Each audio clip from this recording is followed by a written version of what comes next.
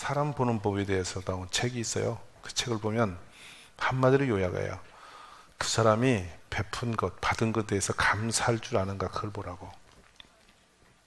제 아무리 친절해 보이고 잘나고 별짓도 아니도 베풀어 줬는데 감사로 돌아오지 않는 사람은 빨리 잊어버리고 끊으라고. 왜냐하면 그 사람은 앞으로 둘수록, 같이 갈수록 해가 되는 사람이라고. 결국에는 그 사람이 됨됨이는 쓸만한 사람은 감사한 마음으로 반응한다는 것이거든요. 심지어 우리 하나님도 이 감사에 대해서 계속적으로 찢어가세요. 감사치 않는 자는 찢어버리라. 무슨 메시지예요? 어떻게 사람을 찢어버리겠어요? 근데 하나님께서는 모든 걸 없애버리라는 거죠. 감사할 줄 모르는 사람은 의미가 없다라는 것이에요. 근데 감사라는 건 어디와 연결되어 있냐면 은혜와 같이 고리가 되어 있어요. 은혜 모르는데 감사가 살 수가 없거든요. 그래서 은혜와 감사는 한 고리에서 나와요. 내 마음속에 내가 받은 은혜가 있다 생각하면 반드시 감사로 표현이 나온단 말이에요. 근데 은혜를 지워놓고 나면 감사할 거리가 없어져요. 우리가 세상을 살면서 어느 누구를 막론하고 어떤 위치에 어떤 상태에 있을지라도 여러분, 그냥 스스로 그냥 이렇게 잘 여기까지 온 사람은 아무도 없어요. 태어나는 것 자체가 은혜예요. 그리고 내가 여기까지 산 것 자체가 은혜예요. 신나게 살았든 고난스럽게 살았든 멋지게 살았든 그렇지 않게 살았든 상관없이요, 지금 내가 숨쉬고 있다는 것은 은혜가 있었다는 거예요. 종종 저는 그 은혜를 이렇게 생각해요. 불과 이렇게 자동차 도로 중앙선을 보면요, 20cm예요. 빨간 그 노란 진한 황색 선이 20cm예요. 15cm 두 개 붙여서 30cm 되는 데 있고 그래요. 근데 그 선 하나 떠놓고서요, 우리는 100km 속도로 늘 달려요. 상대 측에서 오는 자동차가 어떤 실수로 어떤 상황에서 어떻게 넘어올지 아무도 몰라요. 그렇게 수없이, 끊임없이 수천만 대를 지나치고 달렸을 때에 어느 한순간 그 자동차가 내 차선으로 들어와서 부딪혔으면 거기서 끝날 수도 있어요. 충분히 그래요. 기억나기는 제가 2년으로 생각나는데요. 2002년 또 정확하게 그때 같으네요. 연말에 이 당진 땅에 장애자가 몇 명이나 있을까 조사한 적이 있어요. 물어 해서 결국에 얻은 결과는 당진에 사건 사고로 5,000명 이상의 장애가 있더라고요. 그 당시 여기가 불과 12만도 안 됐어요. 근데 5,000명이 장애 등급을 갖고 있어요. 근데 장애 없이 내가 여기까지 살았다? 내가 그냥 이렇게 멀쩡한 몸을 가지고 살았다? 그때 깜짝 놀랐어요. 와, 이거 대단한 은혜구나. 몸성이 산 것도 은혜고, 내가 오늘 볼 수 있는 것도 은혜고, 들을 수 있는 것도 은혜고, 먹고 싶은 거 먹는 것도 은혜고. 생각하면은 하나님 앞에 은혜 아닌 것이 없어요. 근데 더 큰 축복은 뭐냐면 나 같은 사람이 구원받았다는 것. 아무리 생각해도 이해할 수 없는 역사예요. 성경이 아무리 우리를 죄인 가운데 구원받았다고 그렇게 말씀을 반복해도 아무리 생각해도 내가 구원받을 자격이 없는 인생이에요.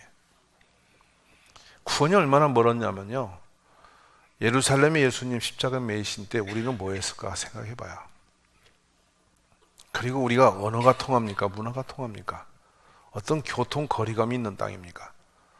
돌고 돌아 기가 막힌 그 선교에 불붙는 그 선교사들의 한 사람 한 사람의 발걸음 통해서 평양의 저 웨일즈의 그 외딴 그 허술한 시골의 교회에서 3대째 된 목사 토마스, 결혼해놓고 한 해도 안 넘긴 사람이 저 중국 땅으로 상선을 타고 복음의 불이 붙어 들어가다가 이 조선 땅을 알게 되어서 평양에 들어와 거기서 칼로 목베임을 당하고 죽는 거거든.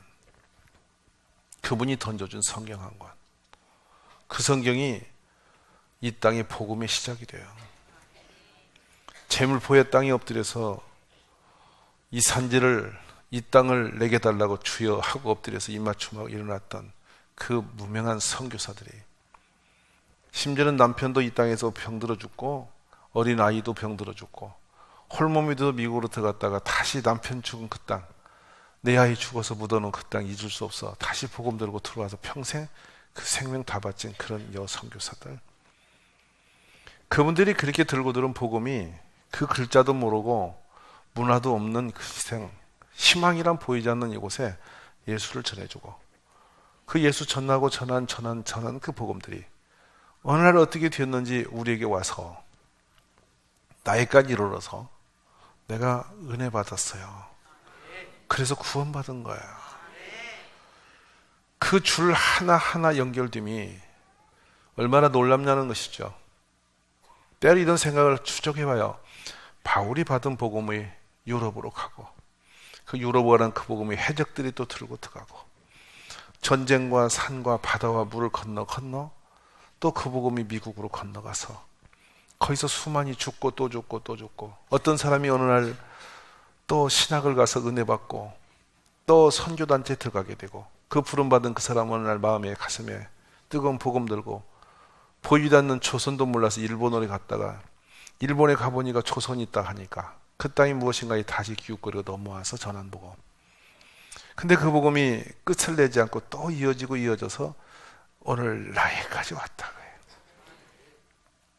문득 묵상을 하면서 추적을 해보는 거예요.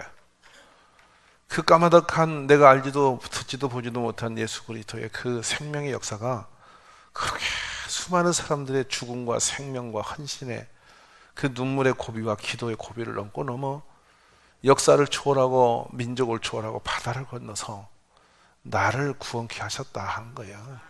그니 대한민국 국민이 되었고 여기서 예수 믿게 되었다. 이거는 말로 다 상상할 수 없는 은혜 입은 사람이다. 오늘 우리는 그런 은혜를 입은 사람입니다. 이스라엘 백성들이 하나님 앞에 죄악됨이 어디서 오냐면, 그 자신들을 그렇게 불기둥 구름기둥으로 그 애굽 땅에서 바로 앞에서 그들을 건져 올리시고, 그렇게 낮에는 구름기둥으로 밤에는 불기둥으로 그 신령한 땅에서 듣도 보도 못한 만나를 먹이시면서 그의 제덕들이 그들을 해치면 하나님은 끝까지 그들을 응징하면서 이스라엘 백성을 크게 품고, 마치 표현하시잖아요. 독수리 날개에 품고 오르듯이 그렇게 이스라엘 백성을 품어서 인도에 오셨다는 거죠. 근데 어느 날 이스라엘 백성이 그렇게 은혜 주신 하나님을 뭉개버립니다. 잊어버립니다. 눈앞에 있는 재미거리, 눈앞에 있는 이익, 돈벌이, 좀 더 잘 살아보겠다는 그런 탐욕을 딱 앞에 놓고 하나님은 싹 지워버립니다. 지워버리고 우상 앞에 가서 이방인들처럼 똑같이 제사 지내고 우상을 숭배하게 돼요. 하나님은 그것을 음란이라고 말했고 그것을 배역이라고 말합니다. 배신. 오늘 이 말씀을 대하는 여러분은 그 은혜를 품고 살고 계십니까? 기억하고 계십니까? 내가 받은 은혜를 기억하시는가요? 오늘 주님이 고난의 그 떡, 세데르라고 하는, 이스라엘 키부츠에서 먹는 그 세데르라는 그 빵, 저는 그 무교병을 먹어봤어요. 못 먹어요. 맛이 없어서. 전혀 누룩을 넣지 않은 밀가루 자체를 그냥 물에 적셔서 굳어버린 건데요, 돌덩이 같아요. 정말 맛이 없어요. 정말 풀잎을 먹고 말지 그걸 입에 넣어서 아무런 감도 없는 거예요. 그때 왜 그 무교병을 고난한 떡, 그 고통스러운 떡, 그 또 우슬초와 쓴나물이라는 우슬초와 함께 먹는데 한 주입니다. 일주일을 그거 내내 먹고 너희 자손에게도 그걸 먹게 만들어서 이 절기 때마다 한 주간 그렇게 있어라.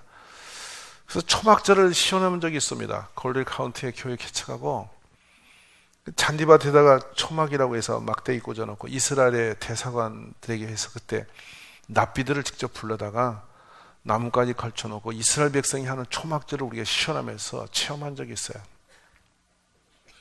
우리나라 한국으로 그때 5월 초였는데요, 정말 덥더라고요. 근데 거기서 하루 있는데 죽는 줄 알았어요. 근데 광야에 내보내놓고 일주야를 그렇게 앉아서 무교병만 먹으라는 거예요. 그래서 그 무교병을 먹으면서 무엇을 기억하냐? 여러분 생각해봐요. 내가 가난했을 때, 천박했을 때, 힘들었을 때, 남에게 무시당하고 멸시당했을 때, 지지리도 힘들었을 때 다시 맨날 그걸 추억하고 생각하라면 기분 좋은 일이 아니잖아요. 그거 지워버리고 싶고 잊어버리고 싶잖아요. 근데 하나님은 이스라엘 백성을 매년 절기마다 불러서 그때 그 일을 꼭 기억하라는 거예요. 그걸 다시 기억하고 가르치고 말하도록 하고 위해서 지금 이 고난한 떡, 이 세데르라고 하는 무교병으로 구워낸 떡을 먹으라는 거예요. 불로 구우면 이것이요 시큼시큼 타요. 그래가지고 정말 이게 먹을 수 없는 그렇게 생긴 떡이거든요. 말이 떡이지 빵도 아니고 뭣도 아니고 밀가루 뭉쳐놓은 건데요.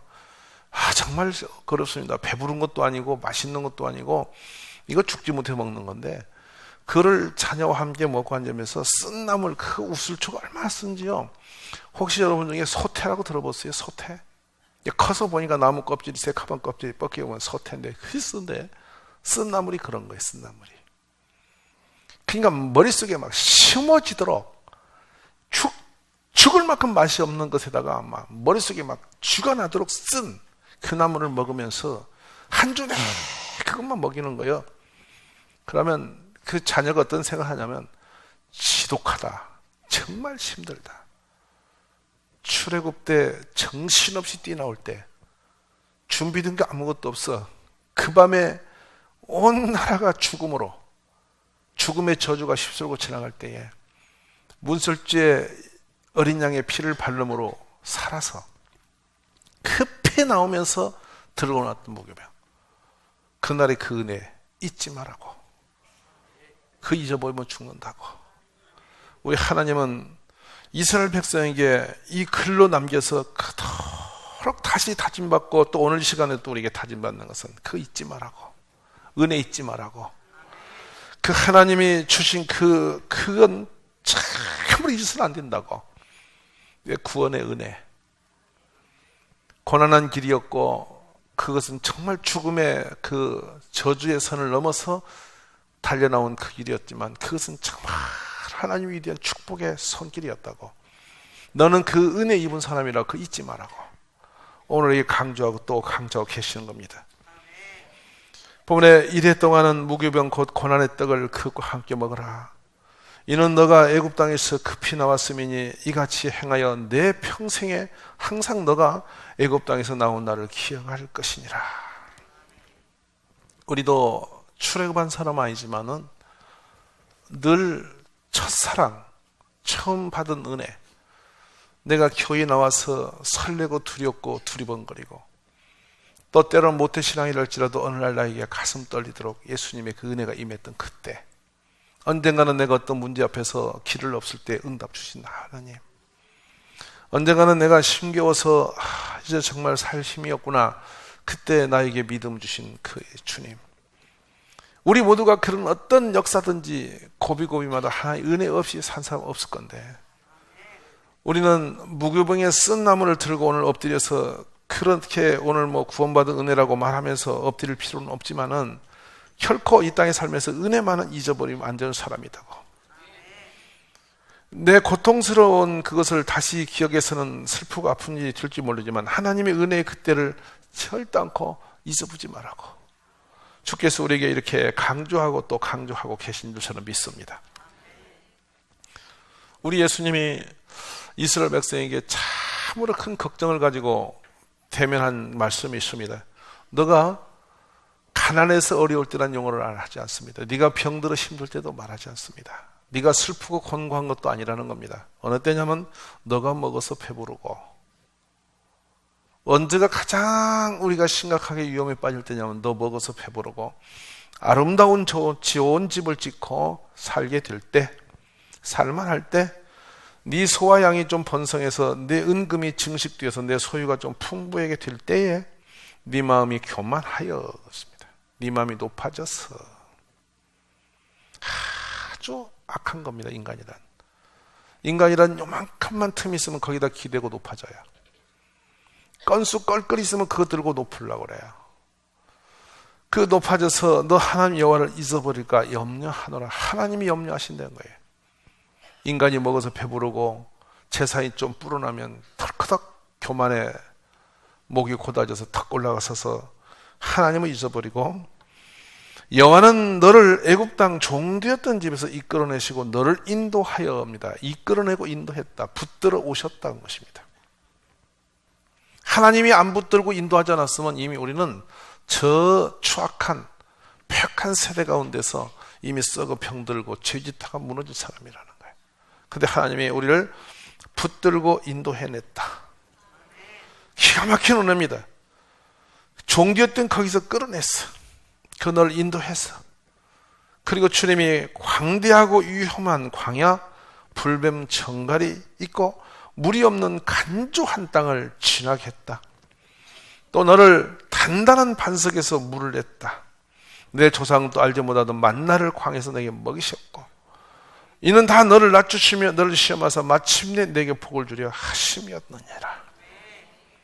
지금 먹을 만큼 사는 거 내 재주, 네 능력 아니었다는 것입니다. 오늘 우리가 이렇게 살고 있는 거 우리의 탁월한 능력으로 건설한 것이 아니라는 겁니다. 뭐라고 하냐? 그때 네가 마음이 높아져서 너가 마음에 이르기를 너의 능력으로 내 손으로, 내 손의 힘으로 내가 이 재물을 얻었다 말할 것이라. 계시록의 탁월한 신앙이 가장 신앙의 깊이와 높이가 있었던 에베소 교회에게 주시는 말씀입니다. 너를 책망할 것이 있다. 너의 처음 사랑을 버렸어. 여기서 가슴 비어져요. 첫사랑.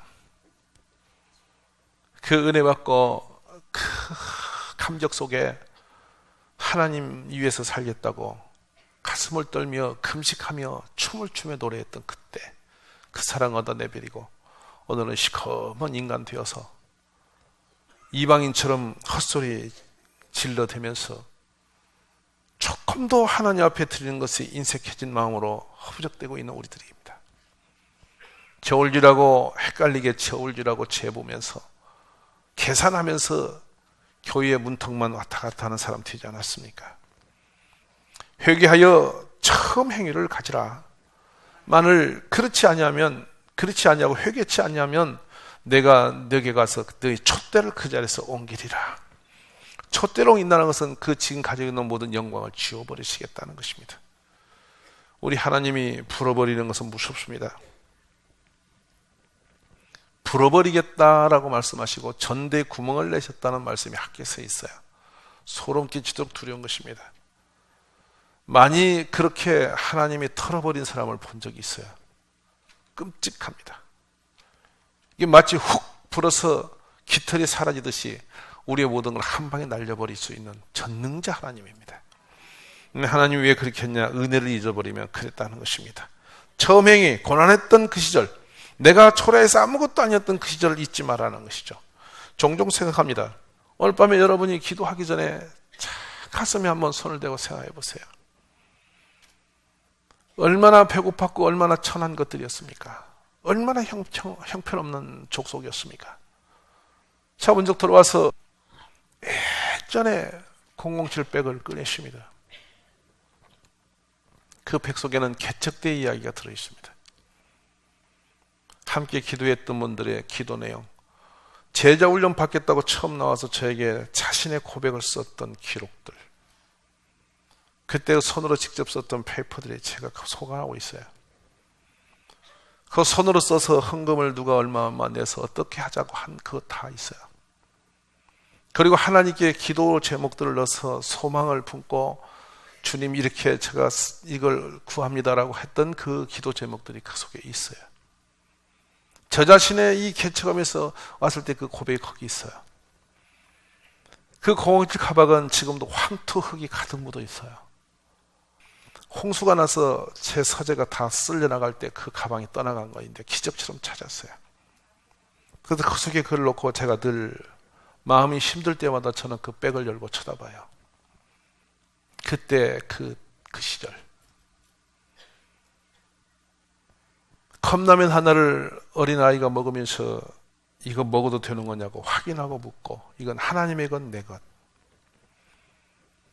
하나님의 것을 함부로 먹는 건 도둑놈이니 손대지 마라. 그것이 어린 것이 마음에 꽂혀서 이거 컵라면 먹어도 돼요라고 허가를 받고 컵라면을 먹던 그 시절이었어요.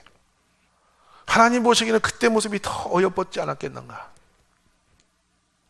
그때 그 기도가 더 아름다웠고 그때 하루하루 칙차 목에다 걸고 길거리 다닐 때 하나님 보시기에 더 소중한 인생이 아니었겠는가 말이에요. 자가용 타고 길거리 달리는 그 인생보다 산길 걸어다니면서 예수 전할 때가 더 멋있지 않았느냐 이 말씀이에요. 그게 첫사랑이에요. 우리는 그 시절에 그 은혜를 잊어버리면 안 되는 거예요. 성도 한 명이 교회 오면 어떻게든 그분 붙들어서 믿음으로 세우려고 또 만나고 또 기도하고 또 만나고 울부짖고 또 찾아가고 결석을 하면 그 사람 때문에 잠이 안 오고 또 찾아가고 또 찾아가고 끝장을 내도록 찾아다니는데 지금은 성도가 수십 명이 안 와도 눈 하나 깜빡 않고 버젓이 배부리 밥 먹고 두리번거리고 있지 않느냐 이 말이에요. 병이 들어도 단단히 들은 거예요. 참 부끄러운 것입니다.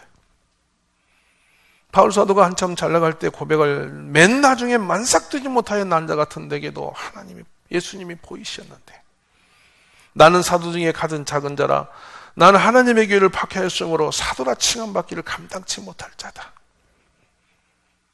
자신의 애적 그 모습을 잊어버리지 않고 붙들고 있는 사람. 그래서 나의 나도인 것은 하나님의 은혜로 된 것이라는 것을 고백하는 그 사람.